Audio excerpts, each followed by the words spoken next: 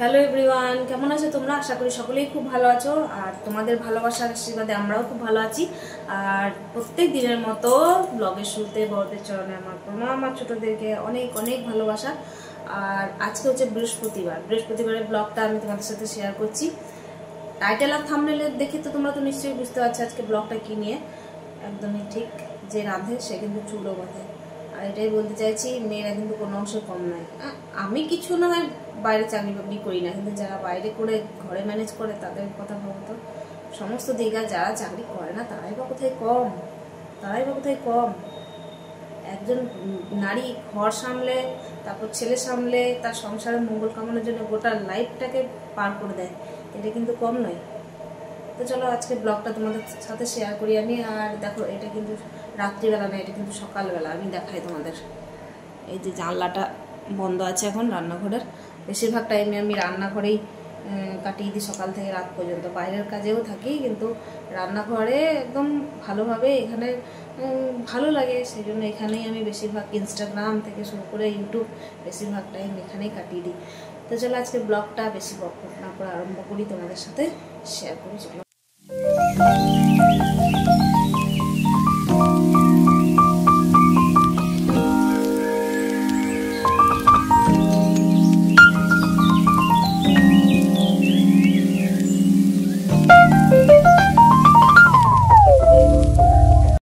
তো দেখো, কিছুদিন থেকে সায়ন্তিকের গ্রীষ্মের ছুটির পরে স্কুল চলছে সকাল টাইমে। আর সকালে ওর 6:30টায় স্কুল, 5:50 থেকে 6টার মধ্যেই গাড়িতে চাপতে হয়। আর এখানে ঘড়িতে বাজে প্রায় 5:10। আর আমি এখানে সুজিটা করে নিয়েছি, আর সায়ন্তিকে এই যে রেডি করিয়ে সুজি খাইয়ে একদম স্কুলের গাড়িতে মানে ভ্যানে চাপানোর জন্য চলে এসেছি। তো অনেকক্ষণের সময়, তো সেই জন্য সুজিটা খাইয়েই পাঠাই। আর মাঝে একটু ফল টল দিই, বিশেষ কিছু গরমে দিই না। আর ওর সাথে দেখা হচ্ছে আমার প্রায় এবার 12টায় দেখা হবে। তো এতক্ষণের জন্য ও আমাকে টাটা করে দিল, একটু মনটা খারাপ করবে যদিও। আর এখানে দেখো, আমার মাও যেহেতু একজন কর্মরতা নারী, এই যে রাত্রিবেলায় কালকে এসেছিল। মানে প্রত্যেক দিন তো আসে না, কিন্তু ওই যে বললাম বাবা আসে রাত্রেবেলা, কিন্তু মা প্রত্যেক দিন আসে না। তো কালকে রাত্রে এসেছিলো সেহেতু এই যে ঝাঁটগুলো দিয়ে দিচ্ছে, আমার একটু হেল্প হয়েছে। তো ঝাঁট দিতে দিতে মাকে আবার চলেও যেতে হয়েছে, যেহেতু আমার পুচকুটার যে ভাইয়ের ছেলের আর কি ওর স্কুল ছিল। তো আমি এই যে দেখো স্নান সেরে ফেলেছি, এদিকে মা একটু হেল্প করে দিল, সকাল সকাল ঝাঁটটা দিয়ে দিয়েছে। বাইরের ঝাঁটগুলো আমি দিয়েছি, ঘরের ঝাঁটটা মা দিয়ে দিয়েছে। তো আমি এখানে চলে এসেছি পুজোর বাসনগুলো নিয়ে এসেছি, স্নান সেরে ফেলেছি। আর এই দেখো, আমি এখানটায় আমি ডাইরেক্ট যে মোটরের জলটা আসে ওখান থেকে জলটা নিই। আর তারপরে আমি যে মন্দিরগুলো আছে বাইরে সেগুলো ধুয়ে টুয়ে তারপর বাড়ির পুজোটা সেরে ফেলে। আর আজকে যেহেতু বৃহস্পতিবার, সেহেতু একটু বাজার দিকে যেতে হবে, একটু ফল টল নিয়ে আসবো, তারপরে পুজোটা দেবো। কেন কি বৃহস্পতিবার তো এমনি হয় না, একটু পান সুপারি কলা এগুলো নিয়ে আসবো, তারপরে বাকি পুজোগুলো করব। তার আগে আমি পুজোর বাসনগুলো ধুয়ে ফেলি, তারপরে বাইরের মন্দিরটা ধুয়ে ফেলবো। তারপরে দেখছি রান্নাবান্নাও করতে হবে, ওই পথে আমাকে সবজি বাজারও করতে হবে। তো দেখছি কি সবজিও আনি।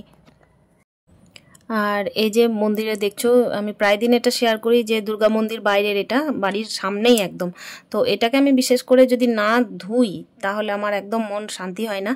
আর যে বাকি মন্দিরগুলো আছে দূরে আছে, তো সেগুলো আমি অতটা পেরে উঠি না। আগে যখন হাতের অবস্থা ভালো ছিল তখন পারতাম, কিন্তু এখন একটু সমস্যা হয়, সেই জন্য সবটা পারি না।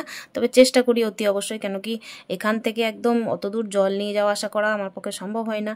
আর এটা আমার সুবিধা হয়, সেজন্য আমি এটাকে সবসময় বাড়ির সামনে, তো ওই জন্য পরিষ্কার পরিচ্ছন্ন করে রাখি। আর ওই জায়গাগুলোতে আমি পুজোটা দিয়ে আসি, কিন্তু ধোয়াধুয়ি করাটা আমার পক্ষে কঠিন হয়ে দাঁড়ায় একটু। আর এই যে পুজোর বাসনগুলো ধুয়ে তারপরে মন্দিরটা পরিষ্কার করে গোপালকে ঘুম থেকে উঠিয়ে আমি বাজার চলে এসেছি। মানে ওই যে বললাম ফল আনতে হবে পুজোর, আর যেগুলো মানে আর কি সবজি টবজি লাগবে সেগুলো নিতে চললাম। তো দেখি কি সবজি নিয়ে আজকে। আর বললাম না যে রাধে সে চুলও বাঁধে, সত্যি করেই তাই। মানে কাজের মাঝে কাজ যে কি করে বেরিয়ে যায় এটা শুধু মেয়েরাই জানবে। বাকি যারা বসে থাকে তাদের কথা বলছি না, যারা একদম সব সময় কিছু না কিছু করতেই থাকে, তারা কিন্তু চাইবে যে না সবসময় আমার কিছু হতেই থাক, ভালো কিছু করার জন্যই চেষ্টা করবে তারা। তো সেই জন্য আমিও একদমই চাই সেটাই, যে আমি কারোর উপর নির্ভর না হয়ে নিজে যতটা পারা যায় ততটা করি। আর এখানে দেখো, আমি বৃহস্পতিবারের পুজোর কলা নিচ্ছি, তারপর কলা নিয়ে যে পান সুপারি এসবও নিয়ে নেব। আর তারপরে ওই পথেই আমি একটু বাজারঘাট করব। তো চলো কি কিনি তোমাদের সাথে শেয়ার করছি আমি। আর সবজিটাও এদিকেই নিয়ে নেবো একবারেই।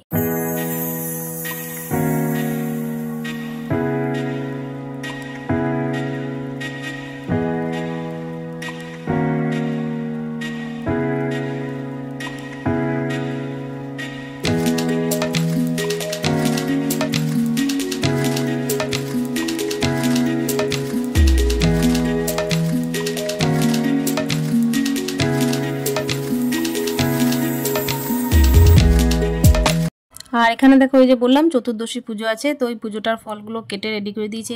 যে বাচ্চাটাকে দেখছো তাদের ফল আর আমাদের একসাথে পুজোটা এক জায়গাতেই মানে দিয়েছি। কেন কি আমি তো জানতাম যে মোটামুটি পুজো হবে, কিন্তু আমার কোনো আয়োজন ছিল না আগে থেকে, সেইভাবে আয়োজন ছিল না।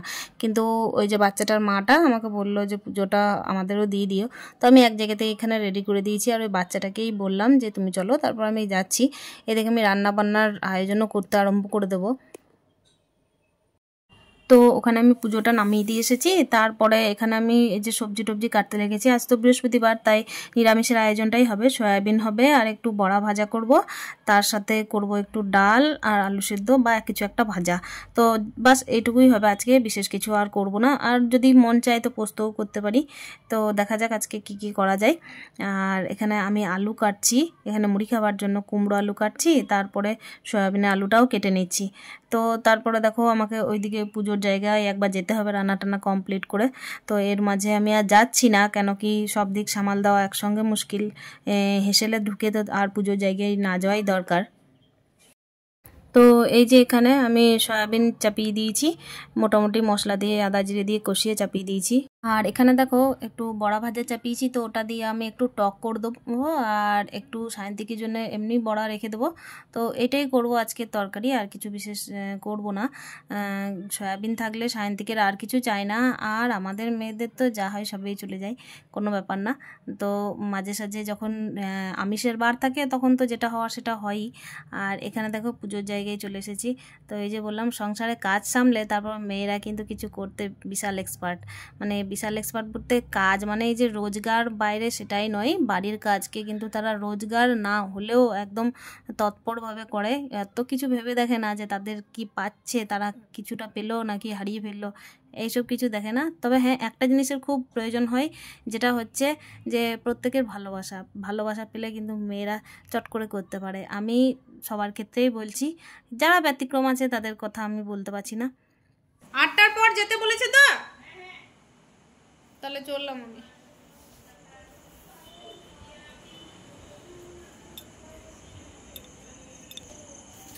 আর এখানে দেখো আমি সন্ধ্যে টাইমে বেরিয়ে পড়েছি। আমাকে ডাক্তারবাবু চোখের জন্য আবার যেতে বলেছিলেন, তো রুটিন চেক আপটা দরকার ছিল, তো ওটা আমি চললাম। আর এখানে ওই রাস্তাতেই একটা বান্ধবী বলতে আমার ছেলের বন্ধুর মায়ের সাথে দেখা হলো। সেও কিন্তু প্রচণ্ড এক্সপার্ট। তো এখানে ছেলেকে নিয়ে দেখো দোকান সামলাচ্ছে।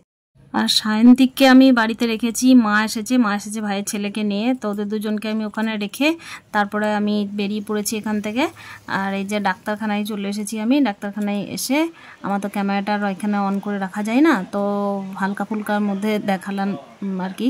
তো এখানে আমি ডাক্তারবাবুর কাছে ঢুকে পড়বো, তারপর চেক আপটা করে দেখছি কি বলছে ডাক্তারবাবু। আর এই যে ডাক্তারখানা থেকে বেরিয়ে তারপরে রাস্তায় যেখানে একটা দোকানে আমি প্রায় টাইমের কাস্টমার ছিলাম, তো সেখানে এসে আমি কিছু জিনিস কিনলাম। জিনিস বলতে তেমন কিছু না, এই সামান্য যে কেচারগুলো থাকে চুল বাঁধার, তো সেগুলোই কিনলাম। মানে ওই যে বললাম শেষ পর্যন্ত যে রাধে সে চুলও বাঁধে, তো সারাদিনের পর তো এগুলো তো একটু চাই তাই না। তো রাত্রিবেলা হয়ে গেছে, আমি এবার রান্নাবান্না গরম করে খাবারটা খেয়ে ফেলবো। সায়ন্তিকের এদিকে সকালে আবার স্কুল আছে, স্কুল থেকে আবার বাড়ি ফিরতে ওর 12টা বাজবে, আবার দুপুরে একটু রেস্ট করবে। সেই জন্য আমি আর লেট করব না, ব্লগটা আমি এখানেই শেষ করব।